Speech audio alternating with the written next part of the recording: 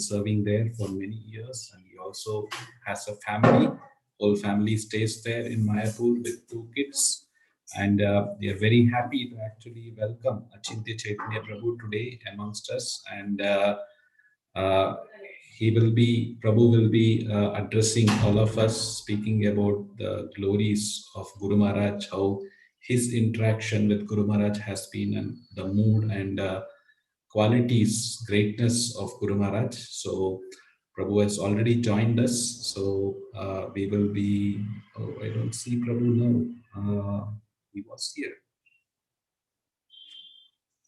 Achintya Prabhu, you are around?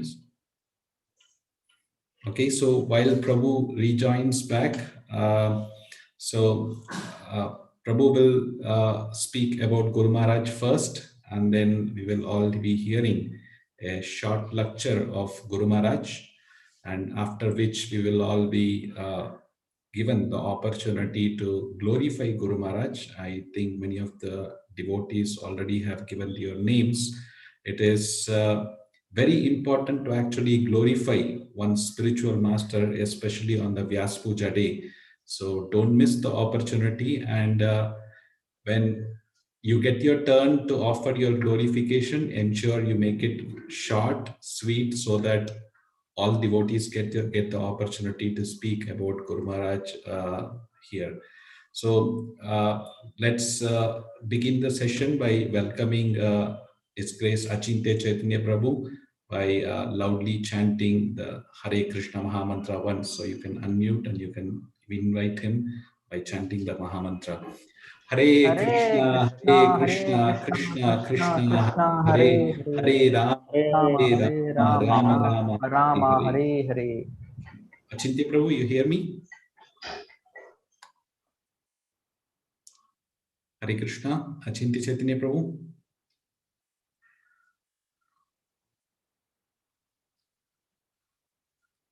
Achintya Prabhu, you hear me? Okay, it seems like Prabhu has some connection issue. Okay. Hari Bol. Yes, Prabhu, we hear you. So it looks like there is some interterrestrial beings who want to stop the class. Just when the class was supposed to start, the talk was supposed to start, the Wi-Fi went off. So I mean, it has been working till now, just exactly at the moment that I'm supposed to speak. Okay, you can be on audio so that we all hear you for sure. Then I'll turn on the video. Let's see how far. I'm now using my mobile data. Okay. Let's hope that it works. Okay, bro. So if we don't hear your voice properly, then I'll give you the feedback. Yeah, just send me a chat or WhatsApp message or something. Yeah. Sure. If you don't hear me. Thank you. Go ahead, bro. Hare Krishna. Okay. So we have about right. Okay. First question is that what I mean, how familiar are they with Guru Maharaj? I have no idea of the congregation there yet. I visited the ISKCON Whitefield Yatra. So I mean, usually when I talk, I generally need to have some idea of whom. So if you could just give me a small introduction of the age group of the people, what do they do, and how familiar are they with Guru Maharaj or something? Just a small few minutes. Prabhu, it's a mixed crowd. You can understand it to be. We have all categories of devotees, initiated long timers, and 1 year, 1.5 year old devotees also. So you can moderate it accordingly. Yeah, and what the group of the people? Prabhu, your voice is getting cut. Maybe you can turn off the video, I believe. What is the age group of the people? Mostly adults, Prabhu. Yeah, that's what age group are you talking about? It's like all kinds, all varieties of devotees from 20 years to 60. Okay, fine. Sure. Okay, Prabhu. Hare Krishna. So, I mean, just a second.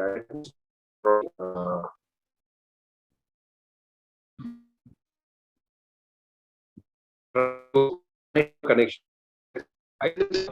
that's fine. Why are they not doing it? Okay.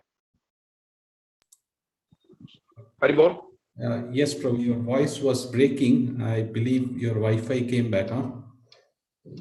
No, okay. I just tried to change to a different connection. Why? Okay. Okay. So if this works fine, I mean, I have totally three connections. Let's try.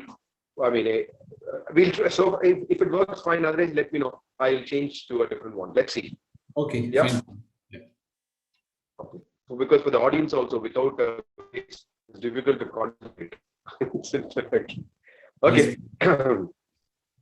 Namah Vishnupadaya Krishna Preshthaya Bhutale Srimate Jayapataka Swamini Namine Nama Acharya Kripa Pradaya Pradaya Ramatari Nama Swamini Namine Namaste Saraswati Vishesha Shunyavadi Paschatya Deshatadine. I think you can see a minion box behind me. I didn't realize it just now. As I see myself on the video, you can see that minion box. That is the box in which my sons collect money for TOEP coins. So it's good now. Then I thought there is money for TOEP. Prabhu, your video is not streaming, so just rotate you.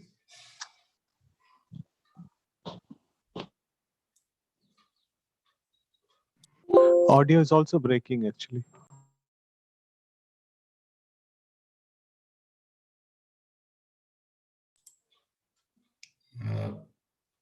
Yeah. Achintya Prabhu, we don't neither hear your audio nor video.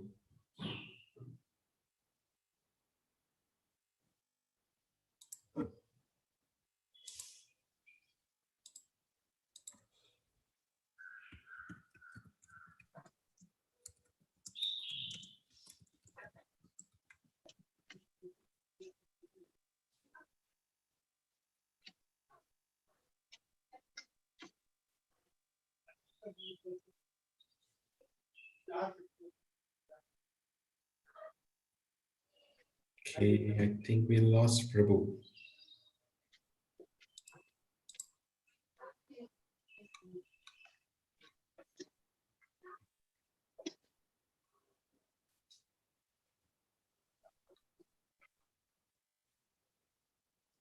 Hare Krishna, Krishna Krishna, Hare Hare, Hare Rama, Rama Rama, Hare Hare, Hare Krishna, Krishna Krishna, Hare Hare, Hare Rama, Hare Hare, Hare Krishna, Krishna Krishna, Hare Hare, Hare Rama, Rama Rama, Hare Hare. Prabhu, you hear us now?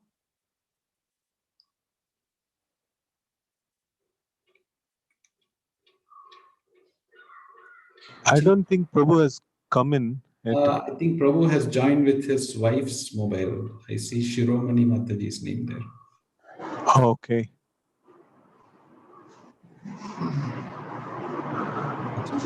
You hear us?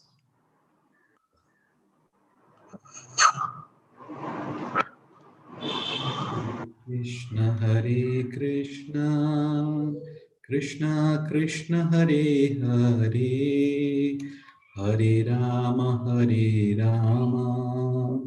Rama Rama, Hare Hare, Hare Krishna, Krishna Krishna, Hare Hare, Hare Rama, Rama Rama, Hare Hare, Hare Krishna, Krishna Krishna, Hare Hare, Hare Rama, Rama Rama, Hare Krishna, Krishna Krishna, Hare Hare Hare. Krishna. Hare Bol. We hear you. Okay. So I think my wife has rescued me. Go ahead, bro. Yeah, we hear you now. Okay. Okay, so I tried different things, nothing worked. So finally, I think my wife has saved me. I hope this at least works. Let's see. Okay. Hare Bol. Yeah. Yes, Prabhu, we hear you. Go ahead. Okay. So anytime that you're not able to hear me, please send me a WhatsApp message or something. Yes, Bandhu bro. Madhav. I don't know how my phone, wife's phone operates. It's Sure. just send me a message on WhatsApp. My Yes, phone is bro. near me. Definitely, yeah. I chanted the pranam mantras. You heard the pranam mantras or what? No. Nothing. Okay. No. So nothing you all heard. Okay. So let me start again. Yes, Namam bro. Vishnu Padaya Krishna Preshta Bhutale Srimate Jayapataka Swaminiti Namine Nama Acharya Padaya Nitai Kripa Pradayine Gaura Katha Damadaya Nagra Gramatharine Namam Vishnu Padaya Krishna Preshta Bhutale Srimate Bhaktivedanta Swaminiti Namine Namaste Saraswate Deve Gauravani Pracharine Nirvishesha Shunyavadi Pasyatya Deshatarine Jai Sri Krishna Chaitanya Prabhu Nityananda Shri Advaita Gadadhara Srivasadi Gaura Bhakta Vrinda Hare Krishna Krishna Krishna Hare Hare Hare Rama Rama Rama Hare Hare. In the early 1990s, I was in Mayapur for a Vyasapuja of Guru Maharaj. We used to come every year from Bangalore for Vyasapuja. So Guru Maharaj gave the Vyasapuja talk. At the end of the talk, I asked Guru Maharaj, Guru Maharaj has said in the talk that the most confidential thing that you can get from a guru, is the guru's mood, the guru's vibration. So then I asked him the question, how do we get that mood? How do we get that vibration? So Guru Maharaj said that by hearing the guru talk, and he also said by hearing the disciples talk about the guru. So he said two things. One is hearing the guru talk, and the other is hearing the disciples talk. So the Vyasapuja ceremony is meant to both hear Guru Maharaj talk and also meant to hear disciples talk about Guru Maharaj. So in this way, the whole purpose of the Vyasapuja ceremony is that we imbibe the confidential mood or the inner mood of the spiritual master, and we carry out his orders. When we say what is the mood of what is the vibration of the guru, it need not be some kind of a unidirectional and a single element of it. There could be many facets of that mood and vibration, which is a fact. So today I'm going to speak on what Guru Maharaj's mood and vibration has been, especially in the last 6 months or more. So before I begin to speak that, I would like to give you a little bit of background.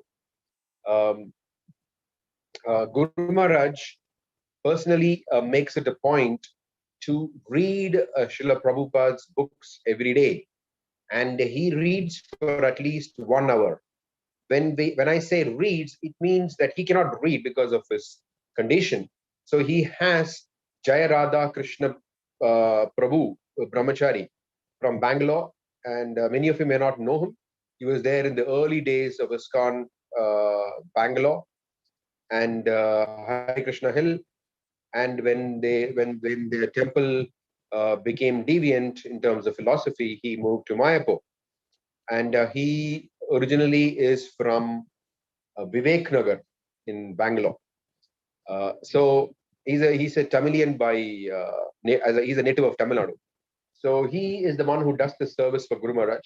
He reads every hour, every day, every night he reads 1 hour. Besides that, Jayarada Krishna Prabhu himself chants 64 rounds of the Hare Krishna mantra every day, apart from whatever services he does for Guru Maharaj. So every day. He has been doing that for many years now, not just last 6 months. He has been doing that for the last 5 or 6 years now. Now, why do we stress so much on Srila Prabhupada's books? This is something we need to understand even philosophically before we begin to hear Prabhupada's instructions on it, what Guru Maharaj does about it, and things like that. So if we all chant the Sikshastaka prayers, so the first verse of the Sikshastaka, Cheto Darpanamarjanam Bhava Mahadava Nirvipapanam. So in that verse, we have this expression called Vidya Vadu Jivanam. Vidya Vadu Jivanam. What is the meaning of Vidya Vadu? So Srila Bhaktisiddhanta Saraswati Thakur explains that Vidya, the knowledge about Krishna is the Vadhu, is the bride of the holy name. So in the first verse of the Shikshashtakam, Sri Chaitanya Mahaprabhu has brought out this point that generally we don't worship Krishna alone. So when we worship the holy name is the Lord himself. Whom are we worshipping the holy name with? So the Vadhu, we say Sri Radha Krishna. First we say Radha, then we say Krishna. So like that, holy name, Vidya is the Vadhu of the holy name. So when we holy name, we approach the holy name through knowledge of the holy name. So we approach the holy name through Srila Prabhupada's books. What does it mean, approach the holy name through Srila Prabhupada's books? Yes, we may be hearing that just chanting Hare Krishna is enough. But when we say chanting Hare Krishna, it is also important for us to know that unless we chant Hare Krishna, we will not be able to attain the goal of life, which is attain love of Godhead. So it's very important for us to understand that we should chant offenselessly. Sometimes we hear devotees say that if we just chant Hare Krishna for your whole life, follow the 16 rounds, follow the regulated principles, you're definitely going back to Godhead. Now, this is a complete misrepresentation of what Prabhupada spoke. What Prabhupada actually said was, if you chant 16 rounds offenselessly and follow the 4 regulated principles, then you're going back to Godhead for sure. So conveniently, we cannot forget this fact of that we should chant offenselessly. The moment we forget that, we're finished. So then people will start doing all kinds of things, watch movies, eat karmi food, go to parties, do all kinds of things, and also chant 16 rounds and follow the 4 regulated principles. Well, watching the movie itself is not following the 4 regulated principles. But anyway, I think you've got the sense of it. That when we speak about offenseless chanting, it means that we should have proper knowledge of the process of bhakti. That is why Rupa Goswami has given the Upadeshamrita, and proper rights, just as Lord Chaitanya gave the Sikshashtakam. Rupa Goswami has given us the Upadeshamrita, and this is the first instruction for neophyte devotees. Prabhupada clearly mentions in the preface to the Nectar of Instruction. So therefore, we have to follow these instructions while chanting the holy name of the Lord. So they are together. In fact, through the instruction, we are able to approach the holy name. Just like we cannot approach Krishna directly, we approach Krishna through Srimati Radharani. We can approach the holy name properly through the knowledge of Krishna consciousness that our Acharya given. Of course, somebody may say nobody has read anything, but they're chanting Hare Krishna. Yes, that's fine. So are they approaching Krishna directly? No, that's not what it means. Basically, it means that if you want to attain the love, if you want to attain love of Godhead, preliminarily, yes, I mean, people may know about Krishna or whatever. Similarly, people may know a little bit of holy name. They may chant the holy names. But when one gets the knowledge of Krishna consciousness, then one knows how to approach the holy name and how to chant the holy names offenselessly, without which how will we attain love of Godhead? So the vadhu of holy name is very, very important for us to attain the goal of life. Now, this is a fact that if you notice devotees in the Krishna consciousness movement, those who are most steady and those who are always blissful are those who are swimming in the ocean of nectar of Srila Prabhupada's books. Again, I'm using that expression once more, I'll use it.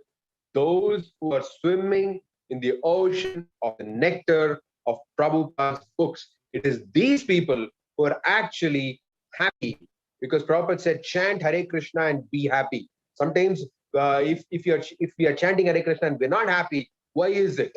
Because we are not swimming in the ocean of the nectar of Srila Prabhupada's books. If we do both things simultaneously, there is no way that we can be morose or unhappy. And that brings me, I said I want to set a context for this talk. This is the context. And so Guru Maharaj is always, without exception, I've seen him for the last 30 years now, without exception, Guru Maharaj is always, always blissful. There is no sign of despair. There's no sign of anger. There is no sign of insecurity that you can notice in him. He's always very, very blissful.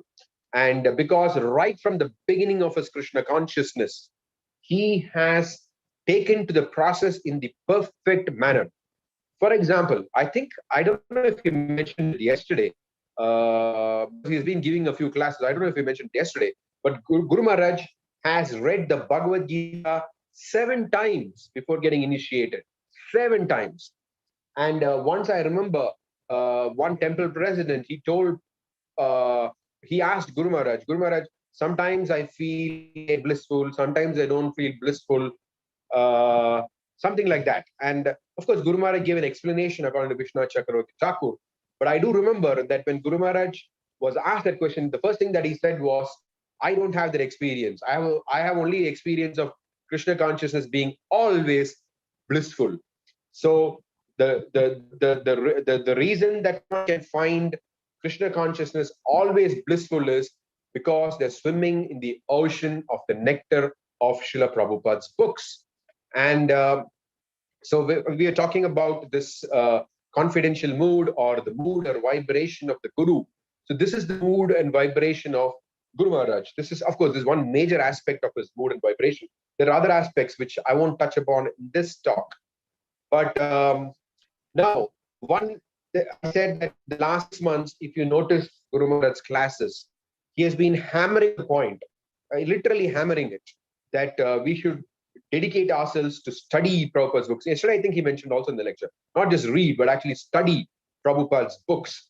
Why is he hammering that point since the last 6 months? Because Jayapataka Krishna, I think, when he was reading, I don't know which particular sermon, but Guru Maharaj came across this lecture from Prabhupada, where Prabhupada mentions that he says that our Krishna consciousness movement is meant for making tens, hundreds, thousands, millions. And then he says tens of millions of acharyas, tens and millions of acharyas. So Guru Maharaj said that when I heard that, so suddenly it appeared to me that ISKCON needs to undergo a paradigm shift, beginning with the GBC and all the other members of ISKCON. And so Guru Maharaj in one Jayapataka Swami app posting, he mentioned this, that I'm trying to convince the GBC for a paradigm shift, and it's a very interesting paradigm. So Guru Maharaj just picked it up from Prabhupada that the way to expand the Krishna consciousness movement is to have millions of acharyas. And an acharya, by definition, is someone who knows the scriptures very well and is established in chanting the holy names. So without knowing the scripture well, without knowing Krishna consciousness well, where is the question of acharya? So first thing that Guru Maharaj was, he asked on his servant, how many of you have read Prabhupada's books? And how many times have you read? And Guru Maharaj is not happy to hear the answer from some of the servants. So during one Zoom call, just a managerial Zoom call, and there was a little bit lag for the meeting to begin. So at that time, Guru Maharaj was talking to me, and he said, I'm quite disappointed that my disciples are not reading my books. And I just asked some of my servants, and I'm not happy with what they're doing. They should read Prabhupada's books a lot more, And then I don't know if you've also been noticing that Guru Maharaj of late, when he gives classes, sometimes he asks people, have you read Prabhupada's books? How many times have you read? So my guess, I would say, not a speculative guess, but I would say an intelligent guess would be that in the coming months, Guru Maharaj may start asking disciples whenever they contact him, how many books have you read? How many hours are you reading? Because Guru Maharaj really wants to fulfill this desire of Prabhupada, and that we should have millions of acharyas in our movement. And where else can Guru Maharaj begin that process than with his own disciples? Therefore, that responsibility is upon us. And Guru Maharaj is beginning to chase us. The chase will become more and more intense with time. Of course, nectarianly intense. I remember one temple president, when I was talking to him, he said, I don't experience pressure in Krishna consciousness. I only experience pleasure. I thought that was a very interesting expression, pleasurable pressure. So I think that this pleasurable pressure is going to come upon us. It's only a question of time. So before, like they say, there are 3 kinds of disciples. The first class disciple is one who understands the mind of the Guru. And before the Guru even speaks about it, the Guru actually, the disciple actually carries it out. Bandhu Madhav Prabhu, I have a question for you. Bandhu Madhav Prabhu, Haribol. Hare Krishna. Yes, Prabhu. I have a question for you. Is this class being recorded? Is this talk being recorded? Hari Kshetra Prabhu, is it being recorded? I don't think so, right? Yes, Prabhu. It is live. Okay. Live means what? Somebody can watch it on YouTube also? Or what? Yes, Prabhuji. Okay. Because I just got a question, and I've been getting that question repeatedly on the WhatsApp for the last 2-3 minutes. Is this being recorded? Is because there are too few people who are not able to attend it who want to hear it. So that's why I just stopped here and just asked, is this being recorded? Okay, thank you. So after the class or something, you can please send me a link so that I can send it to them. Okay. So So the first class disciple is someone who can understand the mind of the Guru without the Guru speaking it. The second class disciple is the one who can who will carry out the instruction of the Guru when he or she is told to carry out the Guru, told to carry out the instruction. And the third class disciple is someone who, even if the Guru instructs, still the disciple doesn't do. So all of us have to have this desire to become first class disciples of the Guru. And right now we have a very golden opportunity, which is that Guru Maharaj is already speaking along these lines. So if we can actually pick up that mood, pick up that vibration, and every day, if not 1 hour, at least half an hour, at least at the very rock bottom, if we can spend half an hour reading Prabhupada's books, that will make a lot of difference. And why do I say it will make a lot of difference? I'll tell you a practical proof of this, because I was giving a talk to the Mumbai devotees, Mumbai JSSS group. So in that JSSS group of Mumbai, the devotees asked me that many of us have not had personal interactions with Guru Maharaj, whereas you have had so many personal interactions. So please tell us how we can have more personal interactions with Guru Maharaj. So I told them, see, I will tell you something, okay? But whatever I'm telling you, you please take it seriously. And I'm not giving a 99% guarantee. I'm not giving a 100% guarantee. Rather, I'm giving an 108% guarantee that you will definitely be able to interact with Guru Maharaj if you follow what I'm telling you. Then they said, okay, tell us, what is it? So then I said this thing, that that Guru Maharaj has been pushing for this. So the Bombay congregation, I told them that if you all start doing this, do this as an experiment for the next 1 month. All of you, please make personal targets of how much you will read, at least half an hour. If you want reading tips, then you can always go to Vaisheshika Prabhu's website. It's called a Sage Page by Page. Anyway, I'll send you the links after the class. So you go there and they give a lot of tips, how to improve your reading, how to be observing. I told them that if you all really want to interact with Guru Maharaj for the next 3 months, please absorb yourself in reading Prabhupada's books, at least half an hour. And then at the end of 3 months, you please see what would have happened to your life. And then you share with Guru Maharaj how much you have written. Each of you write Guru Maharaj, or as a group, whatever you want, whatever you feel like. Write to Guru Maharaj, how much we have read, what are the realizations. And I told them, then you see what is going to happen. There is something magical that will happen. Guru Maharaj will respond. And last week there was a managerial call, because I assist Guru Maharaj in different managerial meetings. So usually at the end of it or beginning of it, sometimes we chat a little bit.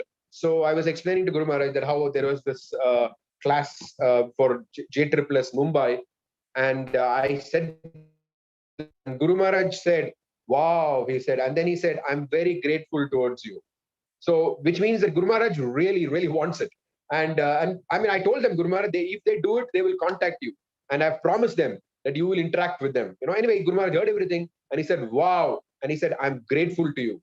So this is Guru Maharaj's mood and vibration, especially in the last 6 months. And it's really getting stronger and stronger and stronger. And the pressure is slowly going to build on us, the disciples. And so it is good to preempt that and start getting into reading Prabhupada's books and try to please Guru Maharaj.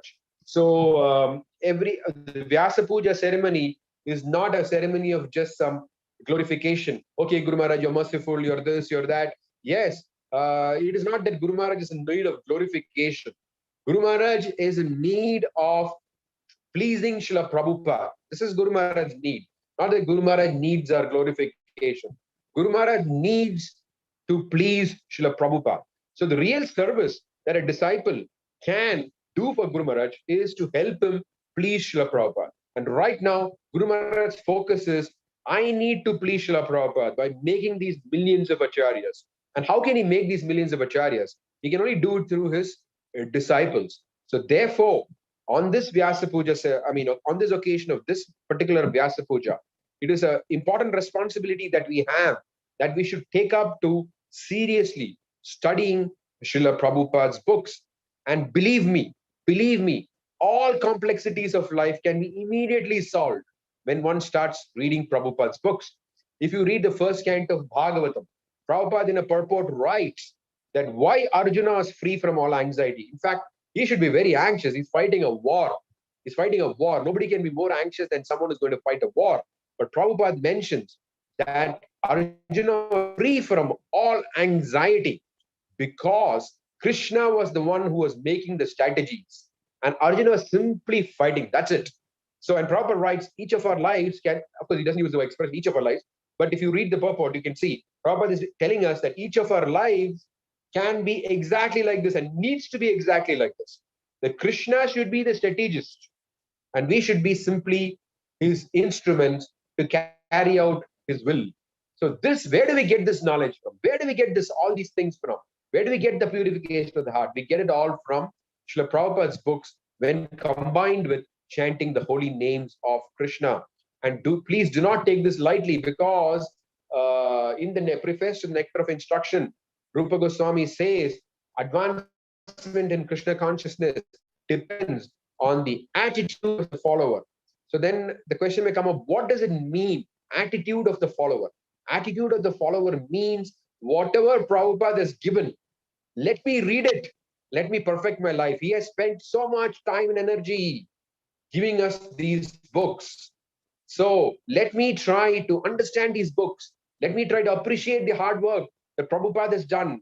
And let me try to follow those instructions. This is the attitude that can bring us love of God. And this is the attitude that we need to cultivate. And as I've mentioned before during this talk, this kind of attitude will really plunge us into Srila Prabhupada's books. And that will really, really, really, I can't explain to you how many times I should say the word really, really, but it is going to really please Guru Maharaj. So I think I'll stop there. If there are any comments or questions.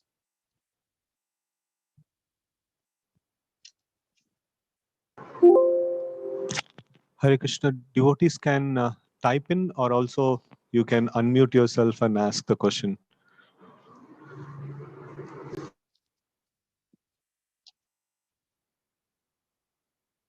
which is it? Hare Krishna Prabhu, I would like to ask a question. Yes. This is Harikshetra Das from the center here.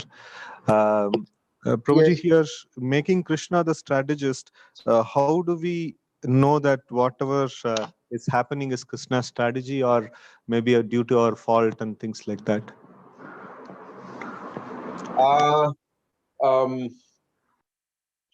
See, okay, let me just put it like this, okay?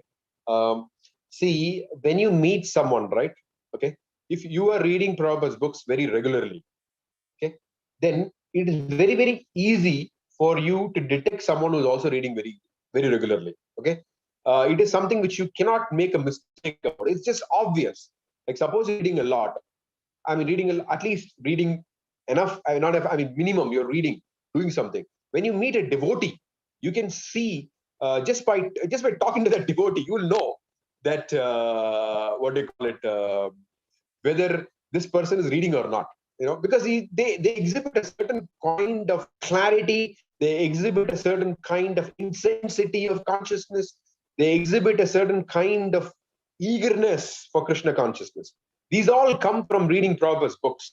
You know, they exhibit all these characteristics. So you know, because you're experiencing these, you'll also able to see someone who's got these characteristics. So like that, this thing about strategy, strategy is not something that we can imagine or think about. It is like you.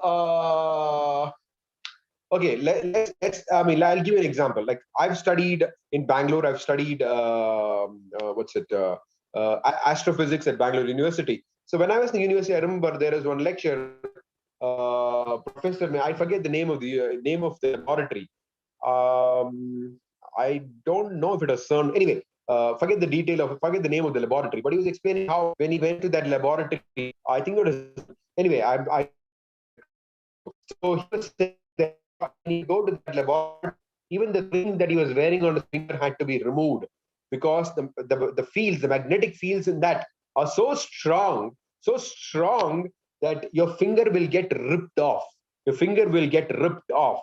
You know, so like that, my experience in my life has been that when we absorb ourselves in Prabhupada's books, it is like that magnetic field. So we don't even have to worry what the strategy would be. We'll be swept away by the strategy of Krishna. We just have to get, just like you have to just enter into that magnetic field, right? So here that Krishna conscious field is Prabhupada's books. That's why he repeatedly emphasized so much about his books. Because the moment you, absorb yourself in it, then you will get swept away by the strategy of Krishna. Of course, I'm not talking about it blindly, but it also means we have to also confirm with the spiritual master and superior Vaishnavas. When I say superior Vaishnavas, I don't mean superior Vaishnavas by just being around for so many years. No, superior Vaishnava means the first definition of a superior Vaishnava is he should be absorbed in reading Prabhupada's books. That is the first definition of a superior Vaishnava. So to find such Vaishnavas, everything Krishna arranges actually. He'll put you in touch with those Vaishnavas so that you can confirm your understanding and all the things. So all the arrangements are automatically made by Krishna. It is like, how do you say, a single window solution. Like previously in India, you had different government offices. You had to approach this office, that office, finally to get on work done. But then they started implementing what is called the single window solution. You go to one window, all of things can be solved. So similarly, the moment we take up reading of Prabhupada's book seriously, then Krishna arranges everything. We get taste for chanting. We understand the importance of this. Krishna arranges for senior devotees who are actually reading Prabhupada's books. He makes all the arrangements, but we have to take the first step. Is that okay, Harishatra Prabhu? Yes, Prabhuji. Thank you, Prabhuji. Prabhuji, there are some questions in the chat box. If you like, okay, I can read it. Yeah, I'll read it. Okay. Many Prabhupada's books are available. Can you mention few books for initiators so we can inculcate the mood to read the books? I think there is no specific, like Prabhupada said, sugar doll is sweet wherever you touch it. So wherever you want to touch, whichever book of Prabhupada you want to touch, it's all equally sweet. So please pick up the book, but please read from cover to cover. Not that you read one page, then go to the 10th page, then read the 7th page. Not like that. Please read cover to cover. Whichever book you feel inspired to touch, please take it and please do it. Of course, there are some things which is part of our daily thing. Nityam Bhagavata Sevaya. Bhagavatam is something like Bhagavatam is our main scripture. We are the Sampradaya of the Bhagavata. In fact, Chaitanya Mahaprabhu says, Srimad Bhagavatam Pramanamamanam. So we are the Bhagavat. We are the Bhagavata Sampradaya, the book Bhagavata and the person Bhagavata. So the book Bhagavata is an essential part of our everyday life. Nityam Bhagavata Sevaya. So Bhagavatam is indispensable. We have to read Bhagavatam every day. But apart from that, whatever you feel inspired by, doesn't matter. Just pick up the book and read. Of course, sometimes we may think, I don't feel inspired by Prabhupada's books. It's repetitive, it is this, it is that. But basically, we are reading Prabhupada's books not for intellectual entertainment. We're reading it for transformation. We're reading it for transformation. Please remember this very clearly. We're reading it for transformation. And once we approach the books with that mood, these books are going to transform me. Then we'll get absorbed in the nectar of the books. Okay, then there's another question. I don't know if I answered the question, but if you need to ask further on that, you can continue later. Let me answer the second question. Prabhuji, we have good plans to, sorry, my phone. I'll read it out, Prabhu. One second. I think I can read just that. The screen. Okay. Prabhuji, we have good plans to please Guru Maharaj instruction. But due to weakness of heart, especially laziness, many times we fail to do it in long run. How can we develop long-term enthusiasm to serve in the mission? And I think that if you pick up the nectar of instruction, read it. Rupa Goswami says, Utsaha Nishyadarya. Utsaha is the very first principle of advancement in Krishna consciousness. We have to be enthusiastic. And Srila Prabhupada emphatically, without mincing words, he said, what is the one which causes us, which produces enthusiasm for us? He said that if we attend the morning program, of course, some of you may not be living in a temple, may not be living close to a temple. But I know of a devotee. Of course, he left his body last year. He was about 71 for about 10 years because he was elderly and he couldn't go to the temple. He's not close to his house. But every day for 10 years, he would attend Mangalarati, Darshanarati, and Prabhupada Guru Puja and Bhagavatam class of Mayapur. So he made that practice and he was always enthusiastic. Imagine a 70-year-old man. Of course, he took to Krishna consciousness after retirement, after 60. And then he was always very enthusiastic. He used to chant 64 rounds every day, and read about 7 or 8 hours something every day, so like that. I don't know if 7 or 8 hours. I think it's 5 or 6 hours. Anyway, but the point is that where is he getting that enthusiasm from? That enthusiasm is coming because every day morning he wakes up and attends the full morning program. Of course, some of us may not have the privilege to attend the full morning program, but whatever we can do, we have to do. Otherwise, please remember this. Enthusiasm is a mirage. Of course, not mirage. It's going to be interrupted. It's going to be sometimes there, sometimes not there. Of course, there is something called special mercy. But let us not think that we are recipients of special mercy. There are some devotees who may not be following the morning program due to whatever reasons. But still, Prabhupada may bless them for whatever reasons and they may be enthusiastic. Don't count yourself among the exceptions. Don't do that. The moment we think we are an exception, we are finished. We are not exceptions. So we have to follow the general rule which Prabhupada gave, and 100% we will be enthusiastic. We just have to believe in it. Believe. That's when we say attitude. Attitude means, first of all, we need to believe that whatever Prabhupada has given us will work. So if you do that, you will see that you will be helplessly enthusiastic, because that is the power of the morning program. Whether you like it, not like it, whatever, as long as you're doing it because Prabhupada wants us to do it, genuinely wanting to do it, you see what happens to you. You will become helplessly enthusiastic.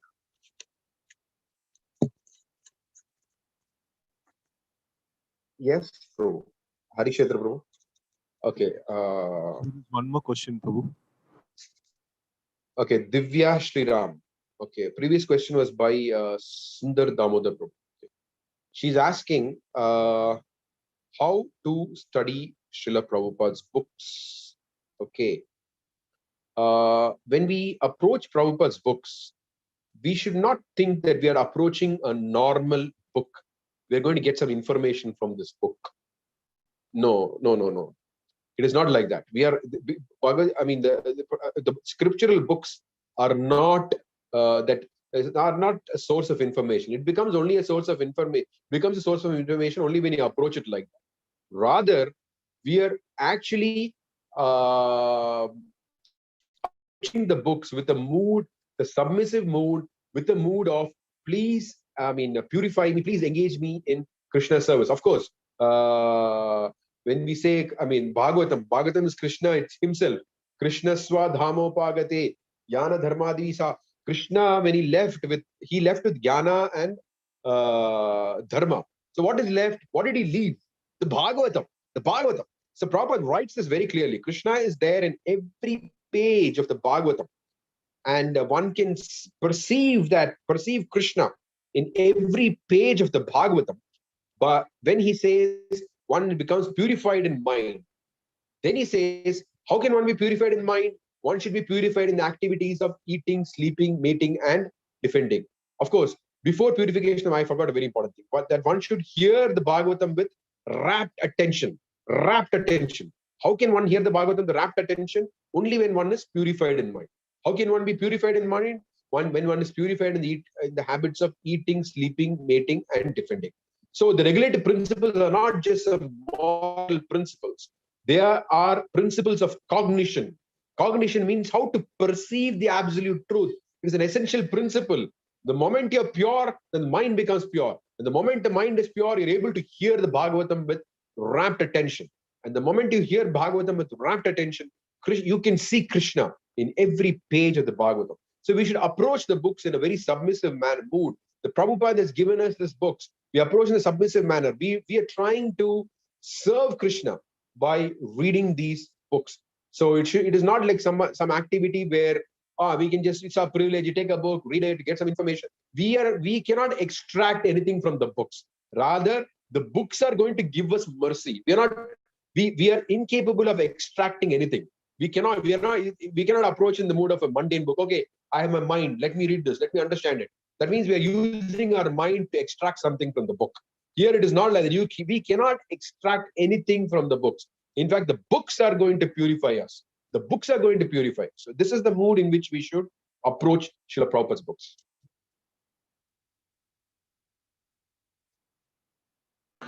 Hari Hari. Thank you, Prabhuji. Bandhamada Prabhu. Yes, Prabhu. Hare Krishna.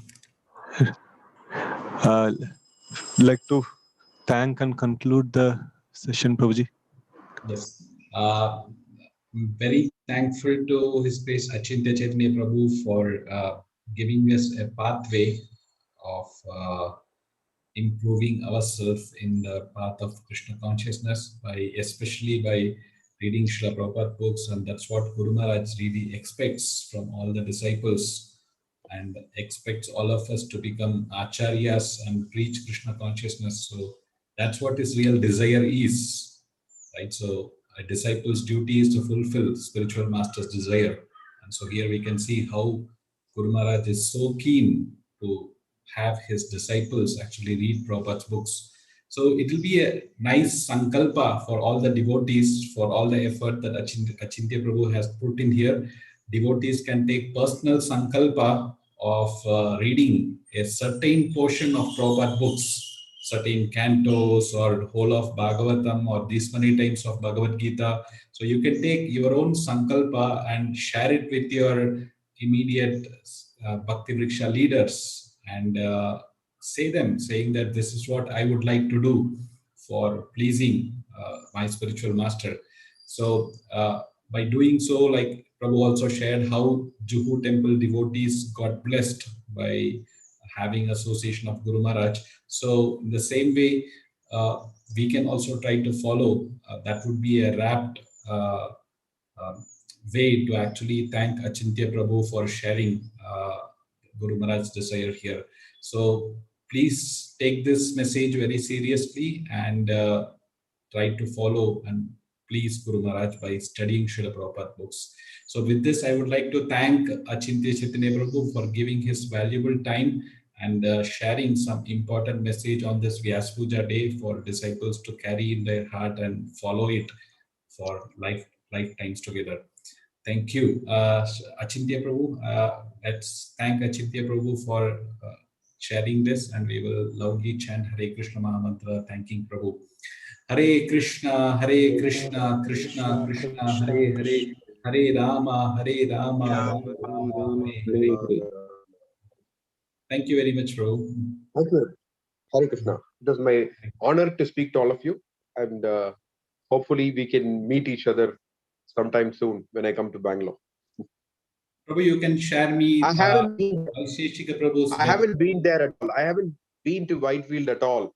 So last time also Harikshetra Prabhu invited me, but I could not make it.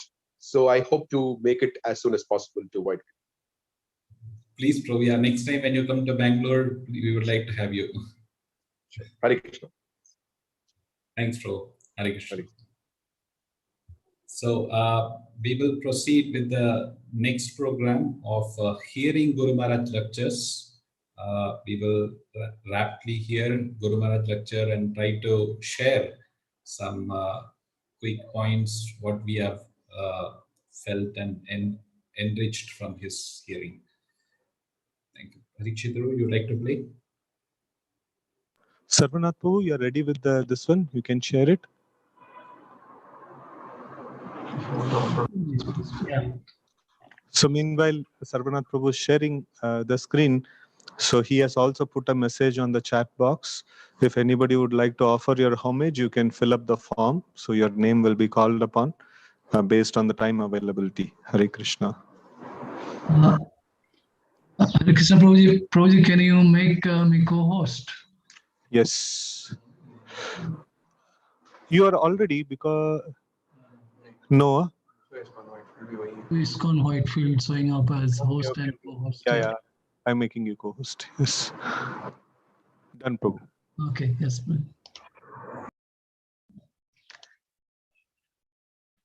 Right?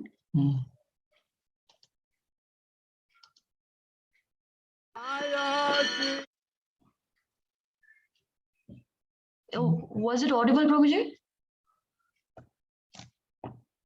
Yes, Mataji, it was.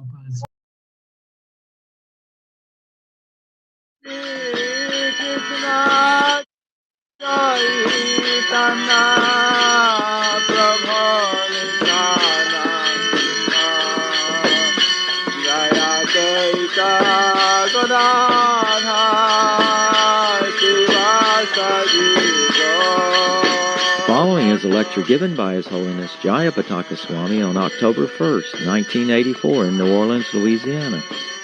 The class begins with a reading from the Srimad Bhagavatam, 10th Canto, Chapter 12, verse 42 and 43.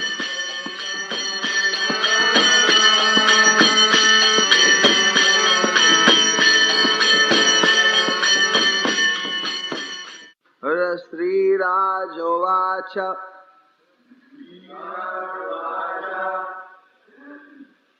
Brahman Kalantara Kritan Tatkali Nankotam Bhavet Yat Komare Hari Kritan Jagupo Gandake Vika. Sage, how could things done in the past have been described as being done at the present? Lord Sri Krishna performed this pastime of killing Aghasura during his Komara age. How then during his Pauganda age could the boys have described this incident as having happened recently? Komara age is up to 5 and Pauganda age is 6 up. Text 42. Tat bruhi me mohayogin paramako tu halanguro nunang etad dharereva maya bhavati nanyata. Tat bruhi me mohayogin paramako tu holam paramko tu halanguru nunang etad dharereva maya bhavati nanyata. Translation by His Divine Grace, Srila Abhay Charan Bhaktivedanta Swami Prabhupada. O greatest yogi, my spiritual master, kindly describe why this happened. I am very much curious to know about it. I think it was nothing but another illusion due to Krishna. Translation with repetition. O greatest yogi, my spiritual master, kindly describe why this happened. I am very much curious to know about it. I think that it was nothing but another illusion due to Krishna. Purport. Krishna has many potencies. Parasya Shakti Vividhaiva Sruyate Sweta Swatara Upanishad 6.8. The description of Aghasura was disclosed after 1 year. Some act of Krishna's potency must have been involved. Therefore, Maharaj Parikshit was very curious to know about this, and he requested Sukadeva Goswami to explain it. So, this is an example of an attentive disciple. Sukadeva Goswami, he just went on explaining. Aghasura almost killed the devotees. They're brought, the cowherd boys are brought back to life. They're going back to their home, but they didn't tell their parents for 1 year. And when they told, they said that as if it just happened yesterday. So he just said that. He just said that. Well, and they came back, and a year later they explained to their friends and parents. But Parikshit Maharaj is so sharp. He's listening so attentively. Immediately he picked up that there's some discrepancy, there's something unusual there. If a big thing happens today, I don't tell somebody a year later as if it had happened the day before. And especially when it has to do with Krishna, then it means that there must be something mysterious, something wonderful by his own spiritual potencies which has taken place. Otherwise, why this curious situation? You see, normally when we speak in the Bhagavatam, there are many subtle points which come up, which if one doesn't have the proper broad understanding, it may even appear like a contradiction. And the very sharp disciples, you see, who are listening attentively, they may be able to pick up some of these curious situations, and they are supposed to ask questions, so that later if someone else asks, how is this possible, or what is this, then they'll be able to answer effectively. So Parikshit Maharaj, he was very attentive, and whatever he heard, he tried to digest.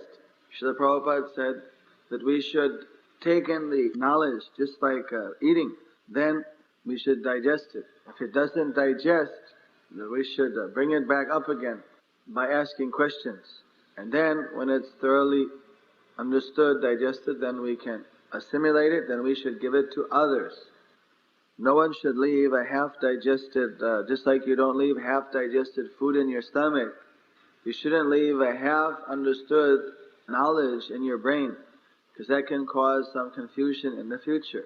One should be very careful to try to understand whatever is being said, and then to clear it up. If there's any doubt or misgiving or misunderstanding or unclarity, then that should be cleared up through proper submissive inquiry. This also shows etiquette. O greatest yogi, my spiritual master. Before one speaks to the spiritual master, it is a regulative principle that one should glorify the spiritual master. One should offer praise to the spiritual master, not some kind of false praise, but praise which is real praise, which is valid praise. And then, after, one presents one's own point. Just as when we pray to the deity, first we offer our respects to the deity, then we praise the deity for his transcendental qualities.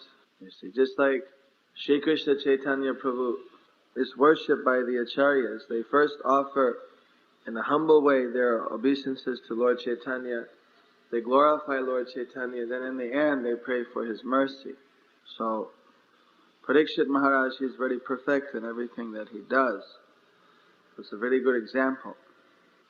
Krishna is going through these different ages. They add different flavors to the pastimes, naturally. A small child is completely dependent on the parent. Then they get a little bigger, they start crawling around. Then when they get up to 5 years of age, up to that point, they're very, very innocent in one sense. I mean, maybe mischievous, but they're very much dependent upon the parents. But after 5, when they say 5 to 10, they start becoming, developing other certain different qualities, different type of activities. Their speech starts to become more articulate.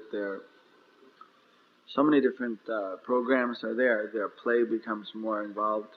So in this way, now Krishna is going into this Poganda stage. So Poganda, like this, there are so many different stages of Krishna's childhood. And the different pastimes are glorified by the devotees.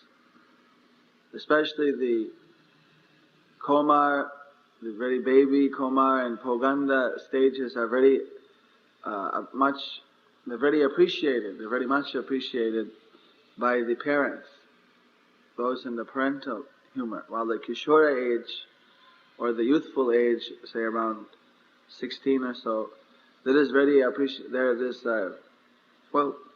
deeply appreciated by those in the Madhurya Rasa. For the friends, the cowherd boys, they probably like this Poganda age very much because that's the age where Krishna has so many different types of play. So in any case, Krishna's pastimes offer variety for everyone. And these different changes of form, they're not under any material law that he's changing. As we, in the material world, there's a growth and a change under the dictation of the material world. Here in the purport, we should always remember that Parasha Shaktir Vividaiva Suruyate, that the Lord has got many energies. These energies are all under His control. And through the agencies of these energies, He's changing His appearance and He's having the various pastimes. While the difference is that we are under the control of one of His energies, the material energy in this material world.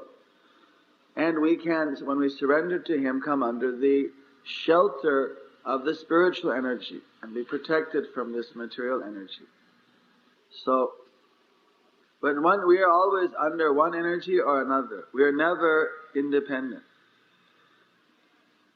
We may have some minute independence. That means that within the purview of that energy's control, there may be some room for movement, some room for going a little this way or a little that way. But that is very limited. You see, Srila Prabhupada said that even a person in the material world, they have some slight independence to move up to the Satya Guna or move down to the Tama Guna. Within the 3 modes, there are some crossroads where they have a choice. But there's a very minuscule alternative which is offered because of the conditioning of the fallen souls. On the other hand, the liberated soul under the shelter of the spiritual energy actually is much more free.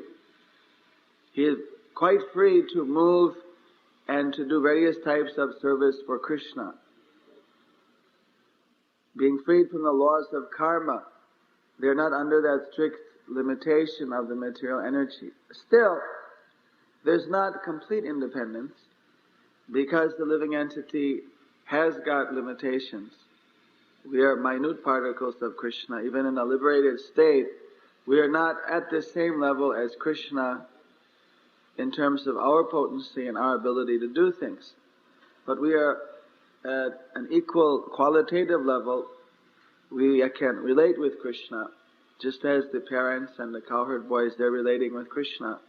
So many of them are individual living entities who have taken birth in Vrindavana just to get this opportunity to serve Krishna. This is the spiritual perfection. When we finish in this life and we think of Krishna and we're perfectly Krishna conscious, then when we leave this body we can go to that universe wherever Krishna is situated. And there we participate in his pastimes. And then from that material universe we go back to home, back to Godhead. So Krishna is actually coming to redeem his devotees. Some of the associates are his own internal potencies. Some are individual jiva, individual souls. There's different types of energies. Basically, there's the external energy, there's the marginal energy, and the internal energy.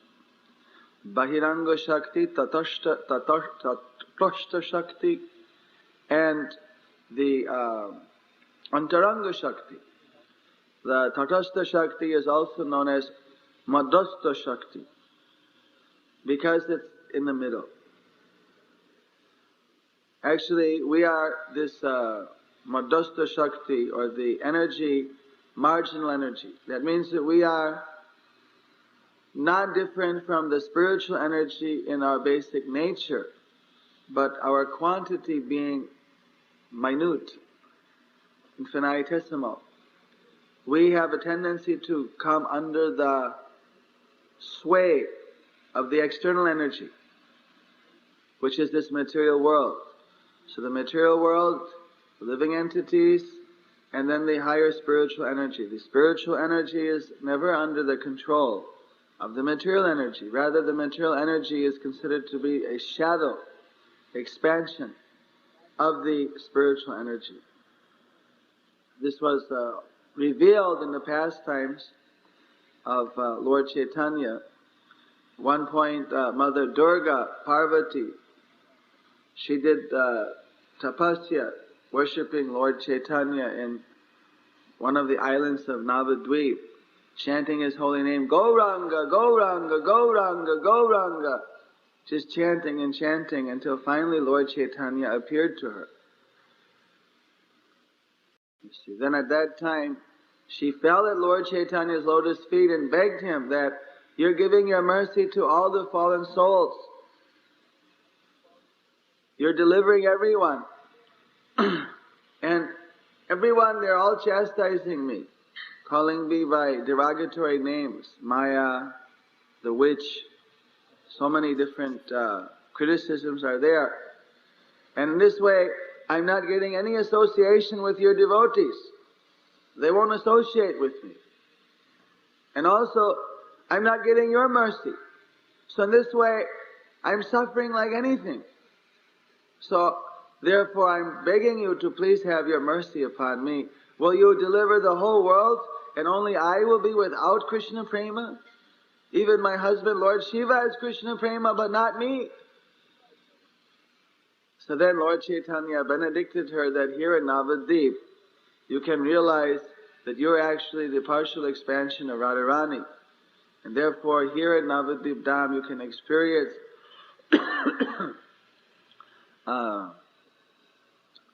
your relationship with Radharani, and you can experience that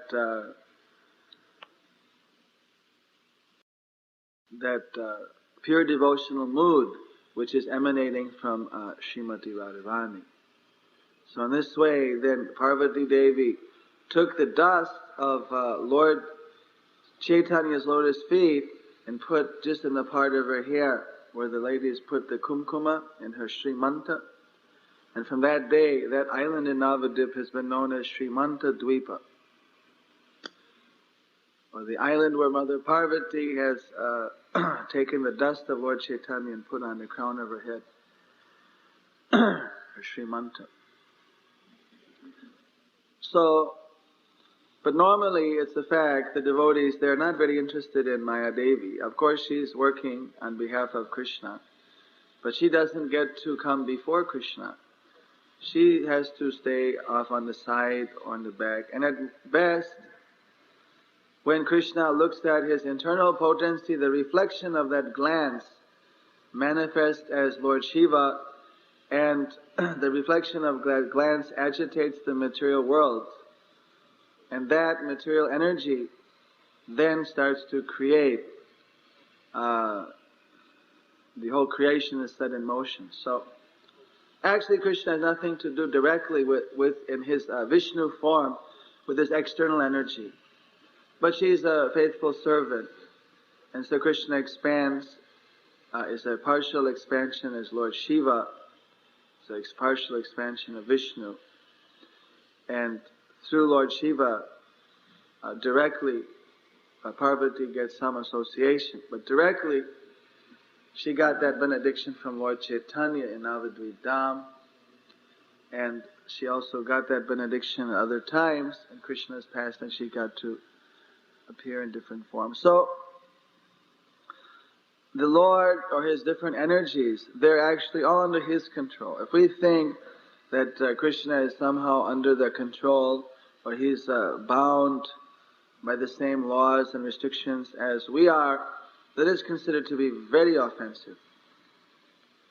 You see, he's always transcendental to all these energies. And if we therefore take shelter of Krishna, chant his holy name, remain connected with him through service, through surrender, then we also become transcendental to his material energy, and we get his direct spiritual shelter.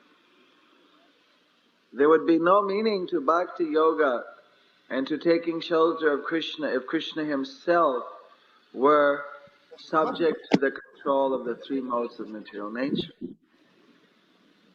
You see, the great sages like or even Lord Brahma, the Creator, and Narada Muni and Vyasadeva, and Lord Chaitanya, and all of the acharyas in the disciplic succession, and in other successions as well, they have all taken shelter of Krishna's lotus feet through bhakti, through devotional service, and easily transcended the three modes of material nature.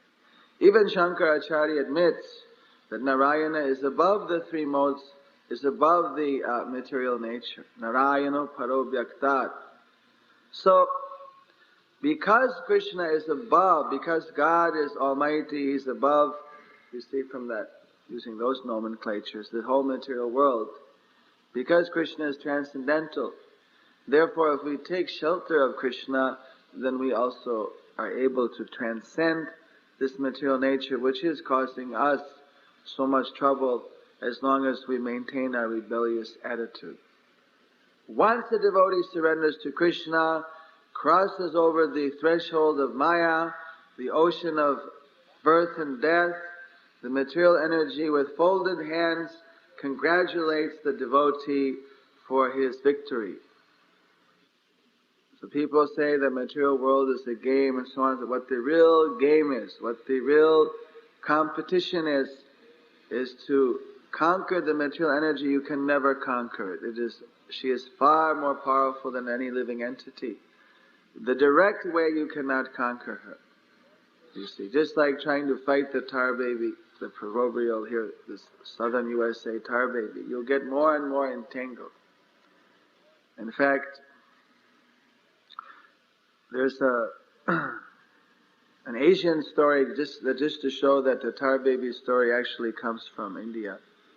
There's an Indian story where one prince, he went into he was a very valiant prince and he would conquer and do so many things. He heard that there was a big demon who had a sticky beard, so much hair, long hair, which was all matted from beard, and that he was in the forest. But he didn't care. He was very brave and chivalrous. So he went in the forest, and then there he saw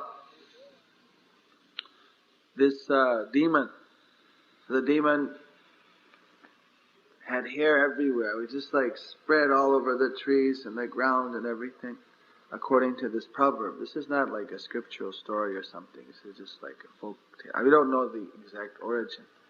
But this is a very popular folk tale of India. So then this prince, it's been used by the Buddhists actually as to show something also in their teachings.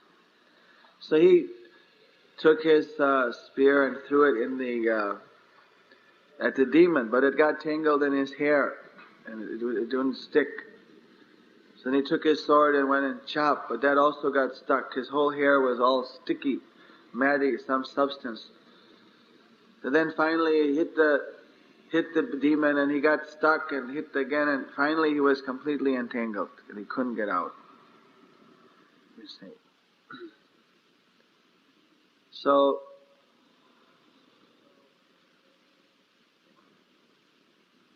the same kind of situation. If you try to directly fight the material nature, then you get defeated. But that prince also, he outsmarted that demon.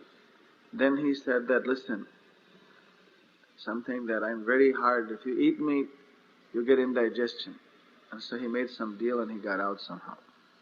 So the thing is like that, the way we can escape Maya is we have to become very, very humble. We have to approach Maya, that Maya, you're so powerful, you're so great, I'm just the insignificant living entity. I just want to serve Krishna. I'm not qualified to enjoy. And by going deep into the ocean of Krishna's pastimes, Krishna's service, devotional service, it's like a deep fish going down the nets of Maya. They get all the little fish up on the top, jumping up like the fishermen. But if you just stay deep down on the bottom, no net, no line, no sinker, they can't go that far. You see, not in the ocean depths. You see, not in the shallow pools you may get fishermen, but in the depths of the ocean, 5, 6, 7,000, 20,000, I think even in some places, 6 feet deep. 5 miles, I think it goes actually in some places, but don't quote me, I'm not exactly sure. So anyway, the point is that this ocean of Krishna Bhakti is practically unlimitedly deep. You go in that ocean, it is unlimitedly deep. Then you are safe from Maya. But if you want to come up to the top and if you're optimistic that there's a hope to enjoy in the material world, then you'll get caught by Maya. We should be material pessimists. We should be spiritual optimists. We should be very optimistic, very hopeful to get Krishna's mercy by serving Him. And we should be complete pessimists that there's no hope to be happy in this material world. That this material world is a hopeless place of birth, death, old age, disease. That whatever happiness is here is flickering, it is insignificant, it is not our real happiness that we are hankering for. The optimism we should have is that the only real happiness is in Krishna consciousness, is in serving the Lord, is in spiritual love for Godhead, that this material world's happiness is not at all anything worth thinking about. It's simply a trap to get us more and more entangled. And if we can absorb ourselves in this way, in Krishna's devotional service, then Maya will admit her defeat and she'll be very glad to offer her respects to you as you go back to the spiritual world or as you enter into Krishna's eternal pastimes somewhere in this universe or in any of the universes in the material world. Jai Shri Krishna Chaitanya Prabhu Nityananda Shri Advaita Gadadhara Srivasadi Gaur Bhakta Vrinda. So today we're having a preaching program at LSU, Baton Rouge. We all have to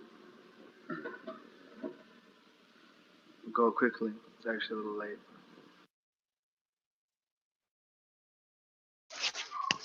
Okay, Hare Krishna. So it was such a wonderful class. Devotees would like to share points. What have you realized from this?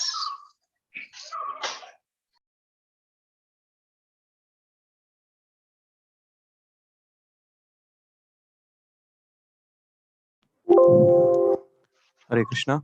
Okay, Hare Krishna. So some points which I could Such a wonderful gather from class. Guru Maharaj's wonderful transcendental lecture. Share points. First point, that sharp disciples, they hear very attentively. Just like Parikshit Maharaj could hear and understand that something is wrong, especially when it concerns to Krishna. Krishna's pastimes cannot be, no one can wait for 1 year to tell about it to others. So something is some points deeper here gathered from, and then Shukdev Goswami also likes this question and reveals more superior, more nice knowledge about the pastimes of and the potencies of Krishna. So we all have to, I have to become a disciple who hears the spiritual master very attentively. No one can wait. Another point which I liked was something is only by becoming humble we can escape the onslaught of Maya. This question and reveals more. We have to tell Maya that I am not fit to enjoy, and I just am trying to serve Krishna, and that is all I want to do. In this way, we have to go deeper into the ocean of Krishna consciousness. So where no net of Maya can reach. By becoming humble, if I come up the onslaught of Maya in the upper layers of this ocean of birth and death, thinking that I will enjoy, or there is some hope of enjoyment, then immediately Maya will catch me. But if I go deeper into the ocean of Krishna consciousness, then I will be very, very blissfully being able to take shelter of Krishna. Thank you, Hare Krishna. If I come up the onslaught of Maya in the upper layers of this thinking that I will enjoy. There is a point that has come in the chat box. Mohan Kumar Prabhu is saying, Hare Krishna, Dandavat Pranam Guru Maharaj. Guru Maharaj said, we cannot conquer Maya, we should approach Maya. You are very powerful. I want to serve Krishna. Okay, that's a nice point. Anybody else would like to speak up? That I will enjoy. There is a point that has come in the chat. So another point is we should be spiritual optimists, and then there's another point from Sundar Damodar Prabhu. The way we can escape Maya is we have to become very humble, going deep into Krishna consciousness. Material pessimist and spiritual optimist. Serve Krishna. Okay, that's a nice point. Anyone else would like to speak up? You can unmute or you can type. That I will enjoy. There is a point that has come in the meanwhile, I also appreciated this same point that if we want to handle Maya, Maya is very, very powerful. But if we want to, the way to handle Maya is to become humble and not to fight with her, but to say that I am very, very insignificant. So, and if we can go deep into the pastimes of the Lord and become absorbed in Krishna consciousness, then we will not be caught in the net of Maya. I also appreciated this same point that if we want to dual sound, Maya is very, very powerful. I'm not sure how it is. The way to handle Maya is to become humble, and audio is not proper. To say that I am very, very insignificant. So, and if we can go deep into the pastimes of the Lord and become absorbed, feels like two devotees, then we will not be caught in the net of Maya. I also appreciate the same point that if we want to do. Okay, somebody else can read out this instead of us. The way to handle Maya is to become humble, and audio is not proper. To say that I am very, very insignificant. Hare Krishna Prabhuji, we are hearing. I hear double. Yes, two voices are coming, Prabhuji. I thought it was a problem with my end. I disconnected, connected. It was still the same. So I think maybe we need to close the call and join back, bro. No, only if Harishitra Prabhu speaks, we are hearing. At least now I'm not hearing. Okay. Yes, Prabhuji. So Harishitra Prabhu, looks like there is a TV also on in the IBC. It's picking up that voice. Yeah. No, generally it will not happen like that. But anyways, you can read it out so that we can quickly go to the next program. Yeah. Okay.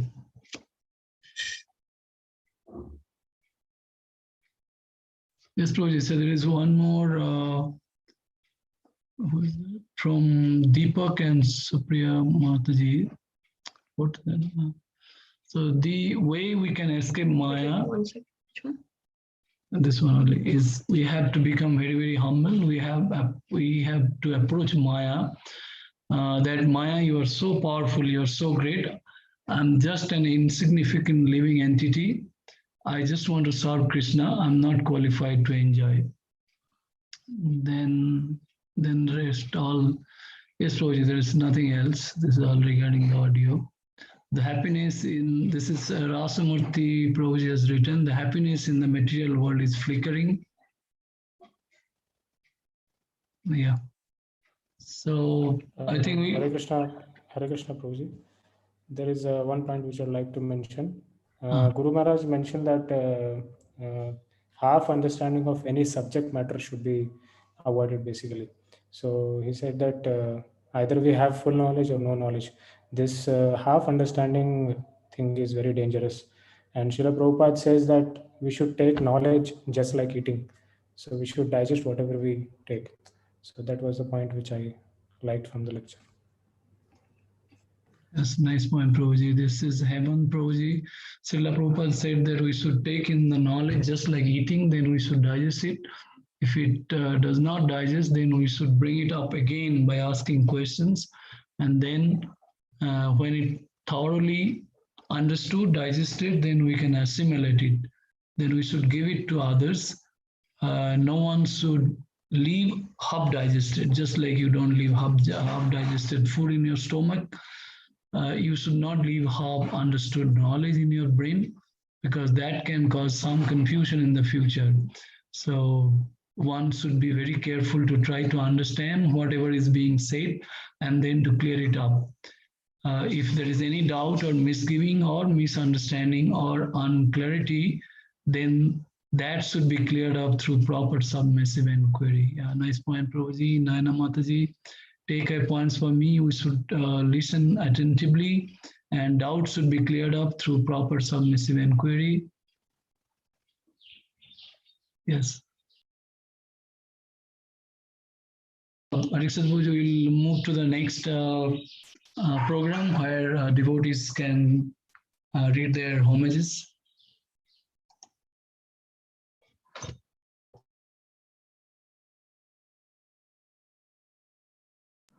Hare Krishna. Rupamai Mataji can take over, and then you can call for the homages and devotees. You can give a few names every time, 2-3 names, so that the next person who's going to offer, they will be on this one alert. Hare Krishna devotees, please accept my humble obeisances. All glories to Srila Prabhupada. All glories to Srila Guru Maharaj and his auspicious Vyasapuja. So I have shared an Excel sheet which has the list, the order. So first we have Bandhu Madhav Prabhu, then Vikram Chaitanya Prabhu, then Achyuta Arjun Saka Prabhu. So I would request His Grace Bandhu Madhav Prabhu to kindly begin. Mataji, can you kindly schedule me a little later? Who is this, Prabhuji? Bandhu Madhav Prabhu. Okay, sorry, Prabhuji. Okay, Prabhuji, I'll change. Then Achyuta Arjun Saka Prabhu, no, sorry, Vikram Chaitanya Prabhu can start then.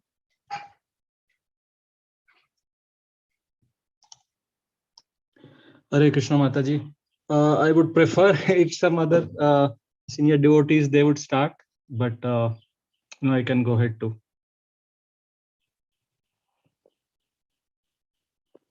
You may start, Prabhuji.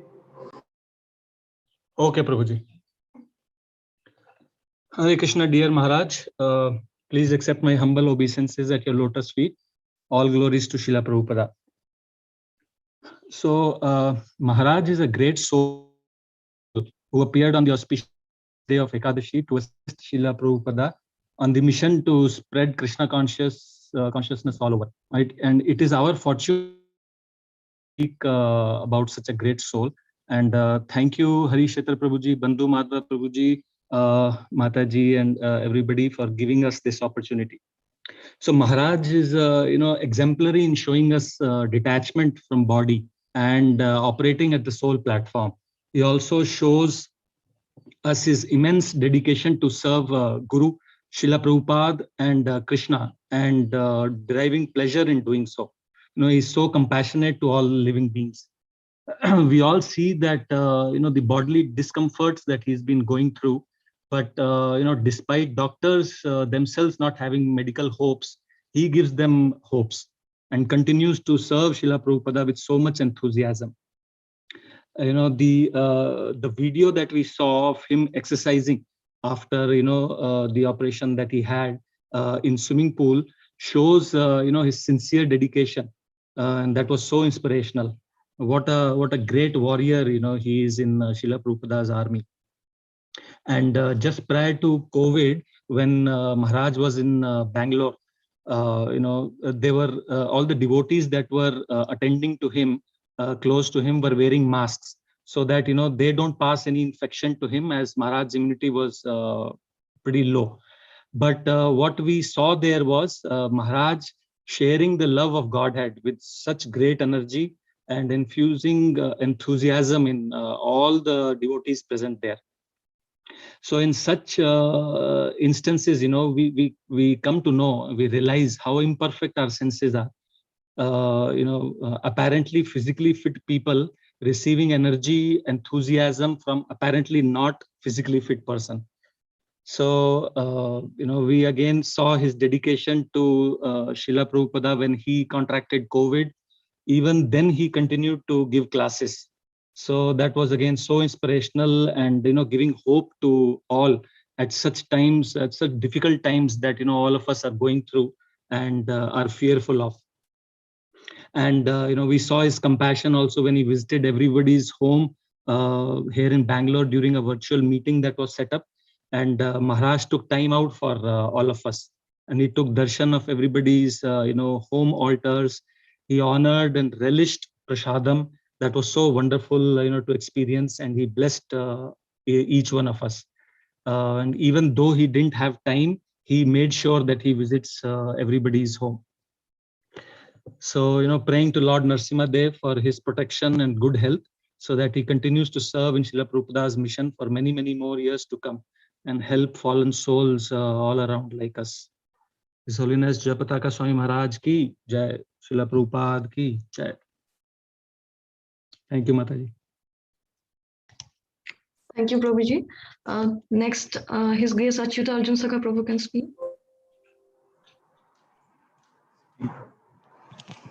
Hare Krishna. Namo Vishnupadaya Krishna Pristhaya Bhutale Srimate Jayapataka Swamin iti namine Namo Acharya Padaya Nitaya Kripa Pradayane Gaur Katha Dham Daya Nagargram Tarini. My dear spiritual father, His Holiness Jayapataka Swami Guru Maharaj, I offer my respectful obeisances at the dust of your Sankirtan lotus feet on the auspicious occasion of your 72nd Vyasapuja celebration. All glories to your tireless efforts to bless the fallen conditioned souls of Kali Yuga, especially myself. My most tolerant Guru Maharaj, once again we are celebrating your divine appearance, and once again I find myself fallen and inadequate to describe your transcendental position, qualities, and achievements. The year 2020-21 was not an easy year for this planet, and amidst the darkness of despair, COVID, and the Vaishnavas departing, you acted like the sun of hope. The deep care and magnanimous concern which you showed for all your disciples, for the disciples of His Holiness Bhakti Charu Swami Maharaj, your well-wishers, despite your own illness and personal difficulties, melted the hearts of all, deeply touched, transformed, and saved many lives. This unparalleled devotee care which you exhibited is my inspiration and nourishment in Krishna consciousness. You are a living embodiment of Mad Bhakta Puja Bhyadhika, Srimad Bhagavatam 11.19-21 principle, which declares service and care for the devotees is more potent than the worship of Lord Himself. You are the ruler of my heart. You are the best gift which Srila Prabhupada has given to me. My dear master of my life, in the Sri Chaitanya Charitamrita Anta Leela 2.3-4, it is stated, सर्वलोक उद्धारिते गौर अवतार निस्तारेर हेतु तार त्रिविध प्रकार साक्षात दर्शन are योग्य भक्त जीवे आवेश करे कहाँ कहाँ आविर्भावे. In his incarnation as Sri Chaitanya Mahaprabhu, Lord Sri Krishna descended to deliver all the living beings in the three worlds, from Brahma Loka down to Patal Loka. He caused their deliverance in three ways. The Lord delivered the fallen souls in some places by meeting them directly, in other places by empowering a pure devotee, and still in other places by appearing before someone himself. Later, in the same chapter, Shloka 13 and 14, it is said, Ta sabha tarite prabhu sai saba deshe, yogya bhakta jiva dehe karena aveshe. Sai jiva nija bhakti karena prakashe, tahara darshane vaishnava haya sarva deshe. To deliver people in regions throughout the universe who could not meet him, Sri Chaitanya Mahaprabhu personally entered the bodies of pure devotees. Thus he empowered living beings, his pure devotees, by manifesting in them so much of his own devotion that people in all other countries became devotees simply by seeing them. From the above, we can conclude, Guru Maharaj, that you are a confidential associate of Lord Chaitanya and the dearmost disciple of Srila Prabhupada, who has come to expand the true devotion to Lord Gauranga for the benefit of the suffering humanity. Your very existence in the mood of a disciple is the greatest treasure within the three worlds. You have shown intense attachment to the holy name of the Lord since your childhood. You are very rightly identified as an associate of Lord Chaitanya, Gaura Dhana Jana, by Srila Prabhupada. Your every activity is an offering to Srila Prabhupada, and your every instruction is an assistance to people to come to the lotus feet of Lord Chaitanya. In a world full of quarrel, hypocrisy, impersonalism, and sense gratification, your devotion shines like the sunshine, and you are establishing Bhakti Yoga as the supreme by giving the Gaura Katha and the mercy of Holy Dham to all the villages and cities across the planet. My dear Gaur Maharaj, your life is simply meant for upliftment of fallen conditioned souls like me. Your every act is an instruction for all your beloved followers. Your waking up for Mangal Aarti and carefully describing the colors of the outfits of the deities shows your love-filled meditation on the transcendental form of the Lord. This you are doing despite all physical challenges, simply to encourage your followers. Your unwavering desire to speak Chaitanya Katha every day, simply for the benefit of this world, shows your deep attachment to Lord Chaitanya. This activity of yours can be compared to that of Lord Chaitanya himself. The Srimad Bhagavatam 11.5.34 states, out of sheer mercifulness, you chased after the fallen conditioned souls who are always in the pursuit of false enjoyment of illusion and at the same time engaged in searching out your own desired object, Lord Shyam Sundar. Being his associate, you are also walking in his footsteps. Srila Prabhupada's books are the only saving grace for all. They are the law books for the next 10,000 years. You read the books of Srila Prabhupada daily without fail. In this way, you are instructing your followers in the art of being faithfully connected to Srila Prabhupada on a transcendental plane via his books. You are constantly meditating on expanding the movement of Srila Prabhupada. Your pastime of remaining awake for an entire night and simply meditating how to expand Krishna consciousness unlimitedly is your prime instruction for all your followers. You are exhibiting the transcendental anxiety of Lord Chaitanya and the Guru Parampara. Your enthusiasm to observe Bhishma Panchak Vrata, Purushottam Vrata, and the Ekadashi Vratas are inspiring millions to follow in your footsteps. Via this pastime, millions of souls are becoming fortunate by following in your footsteps. Bhaktivinoda Thakur has said, Madhava Tithi Bhakti Janani Jatane Palana Kari Krishna Vasati Vasati Bali Parama Adarvari. Knowing that Madhav Tithi gives birth to devotion and Krishna directly resides in this day, I carefully accept and observe this day with great respect. Simply by following you and you praying for all of them, they have become recognized by Krishna immediately. In this way, Guru Maharaj, you established bhakti as an irrevocable truth in everyone's heart, and you gave your eternal blessings to all. You have perfectly imbibed the mood of Srila Prabhupada. You simply exist for his pleasure and service, and this is your primary teaching.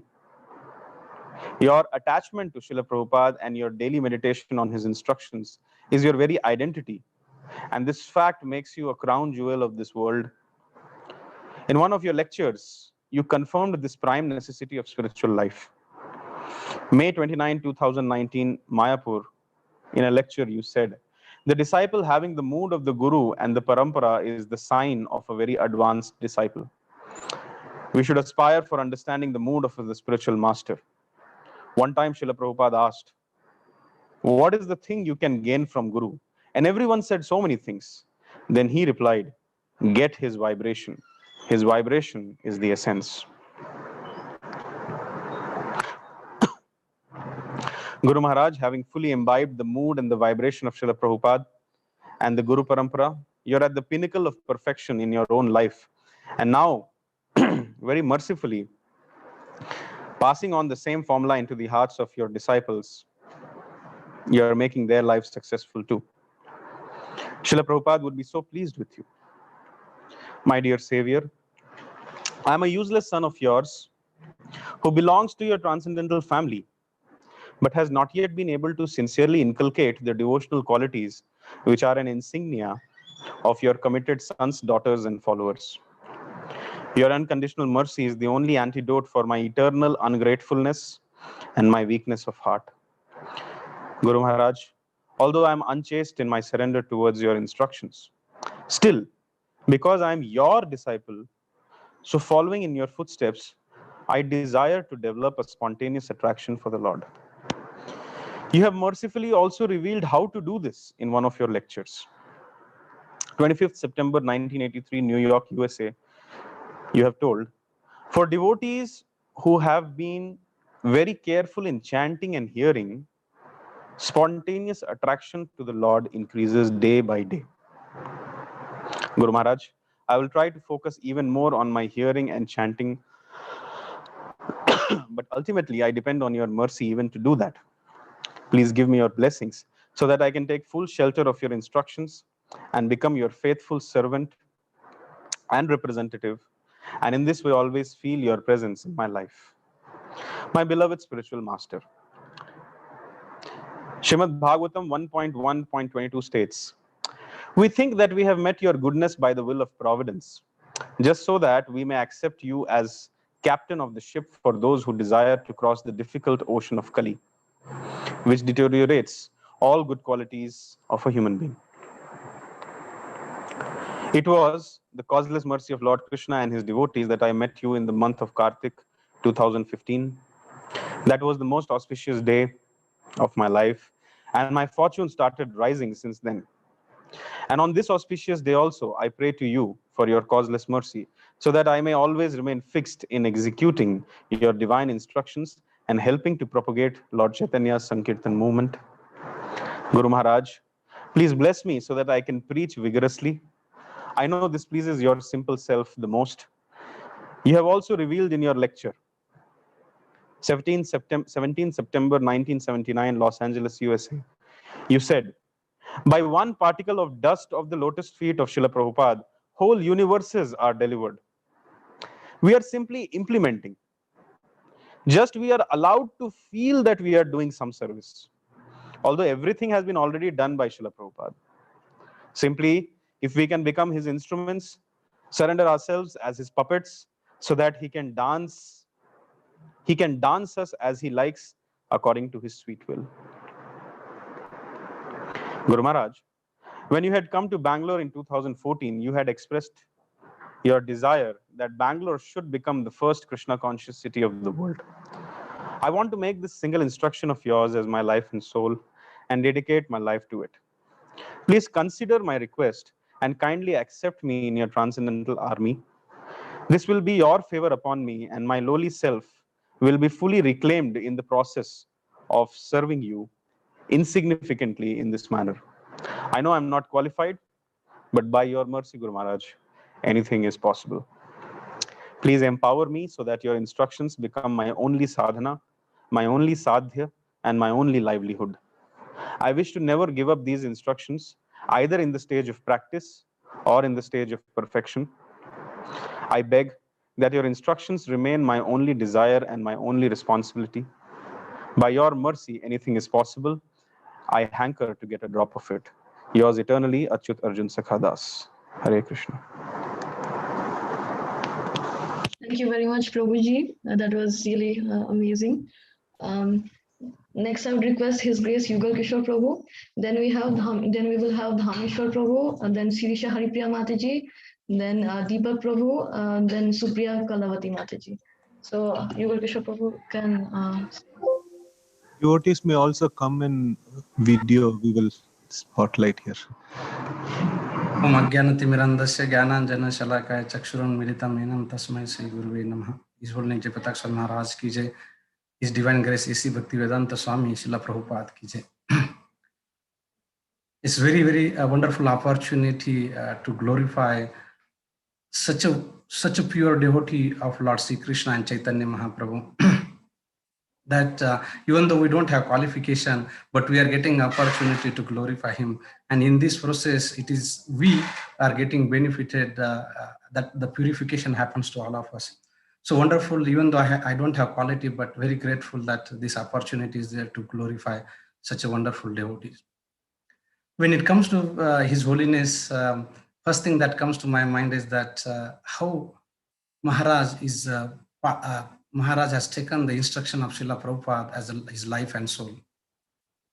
How dedicated he is, that despite of so many challenges, so many difficulties, but how he is completely dedicated to executing the instructions of Srila Prabhupada. And that is incomparable. So suppose if we want to exemplify the personification of someone who is following the spiritual master's instruction to the heart and soul, and Maharaj is actually the exemplifying that characteristics. Today, apart from other things, I would like to just narrate some 3 incidences which I read from Ocean of Mercy from His Holiness Bhakti Charu Swami Maharaj. So wonderful that it actually narrates that how His Holiness Jayapataka Swami Maharaj is when he as a leader, he actually leads from the front, and how he actually, it is very funny incidences, but so wonderful. So I thought it will be good for the devotees. If you have heard, it is good. If not, also will be very nice to hear these narrations of the past times. So His Holiness Bhakti Charu Swami Maharaj writes that they were in, it was a time they were in Mayapur. And at that time, one devotee group from the Western devotees called as Namahatta, they came from Japan. They finished their preaching activities from Japan, and they landed in Mayapur, led by Guru Kripa Swami Maharaj. And this group of devotees were like very, very energetic, enthusiastic. Typically, Maharaj was like quiet. But as soon as these devotees, a group of devotees, they reached Mayapur, and the whole environment of the Mayapur actually become energetic, enthusiastic. And when they dance during the kirtan, the entire temple would actually reverberate with the ecstasy. So what happened? So Maharaj actually narrates that. So some of the times they would actually go to the near the bank of Ganga, and they would do the wrestling matches between the Mayapur devotees and the Namahatta group. So one day, His Holiness Bhakti Charu Swami Maharaj had to wrestle one of the Namahatta devotees. And as sure enough, Maharaj says that he was defeated very quite easily. And Jayapataka, His Holiness Jayapataka Swami Maharaj was actually watching this, and he would not accept the humiliation. And Maharaj writes that Maharaj sprang up like a lion and roared a challenge to anyone who would dare him to fight. For a moment, there was a complete silence. Nobody could dare. But seeing the situation, the leader of the Namahatta group, that is Guru Kripa Swami Maharaj, gestured one of his devotees or one of his men to who is very tall, powerful, and quite fit for Maharaj to take up the challenge. But sure enough, Maharaj says that it was a good sight to watch between Jayapataka Swami Maharaj and then the other devotee from Namahatta. Within a moment, Maharaj simply picked up the devotee and smashed him to the ground. So we can see that how Maharaj is actually, it's all-rounder in all the aspects, not only the one aspect of that. One day, what happened, Maharaj was sitting along with other devotees in reading Chaitanya Charitamrita. And in a moment, the head of the security, that was Abhimanyu Prabhu, and he came and he said that he heard that there is a group of dacoits coming to attack our temple. And Maharaj did not believe him, but just to not to upset him and to just to pacify him, Maharaj said, okay, let's go and meet these dacoits. And you know what? Maharaj, having the stick in hand and leading the way, all the way they went to the main gate, but they found that there was a crowd of people coming all the way from distance with the burning torches, and they were actually shouting Bolo Hari Hari Bol, which is like the customary invocations of the Lord's mercy while carrying the dead body. So it was a funeral procession. And then Jayapataka Swami Maharaj did not say anything, and finally they turned and came back to the room. So how we actually lead from the front as a leader, because he was a leader in Mayapur that time and even today as well. And as Maharaj writes that how His Holiness Jayapataka Swami Maharaj was a natural leader, is a natural leader with full of energy and working from morning till night. And one day what happened, and they will have fun also. So one point of time they received the bow and arrow from America. And then they used to practice this archery in the garden in front of the Lotus Valley. And Maharaj was such an excellent marksman. Actually, he would hit the bullseye practically every time. And not only that, Maharaj was an excellent swimmer too. So he not only crossed the Ganges effortlessly on once, but on more than one occasion. And he also saved the devotees who were actually drowning. So, and once actually there was a real threat from the devotee, from the dacoits attack, and Maharaj would actually standing right in front of them and face them. So finally, His Holiness Bhaktichara Swami Maharaj says that they always felt protected under Maharaj's leadership, under Maharaj's guidance and direction.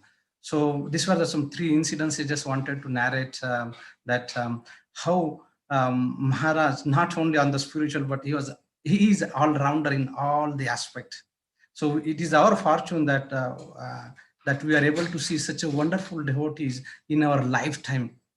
And with that, I pray to the lotus feet of Gandharvika Giridhari Narasimhadev Bhagwan that they shower on this auspicious day the choicest blessing on Maharaj, that he continue to spread the message of Lord Chaitanya Mahaprabhu and his spiritual master, his divine grace Bhaktivedanta Swami Srila Prabhupada's instruction, as he's doing that, his heart and soul throughout the whole world, who is all these to the unfortunate souls who are struggling in these clutches of this Maya. So with that, I would like to thank devotees giving this opportunity. His Holiness Jayapataka Swami Maharaj ki jai.